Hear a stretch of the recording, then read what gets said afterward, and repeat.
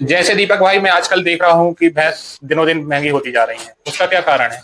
भैया भैंस महंगी होने का कारण तो एक ये कारण है, भैंस में अपन ब्रीडिंग नहीं कर रहे हैं, मतलब बच्चे तैयार नहीं करते। अच्छा भाई। ये हो गया।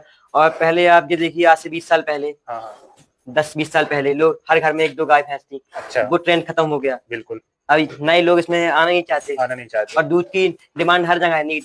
बिल्कुल। सुबह शाम दूध चाहिए, हाई दूध कोई चाहिए। हो, दूध की नीड तो सबको है। हम्म। और लेकिन इसमें कोई आना नहीं चाहता, क्योंकि ये मेहनत वाला काम है ये। अच्छा। और इसमें 365 दिन का काम है ये, अच्छा। दुकान नहीं है कि इसको बंद कर सकूं।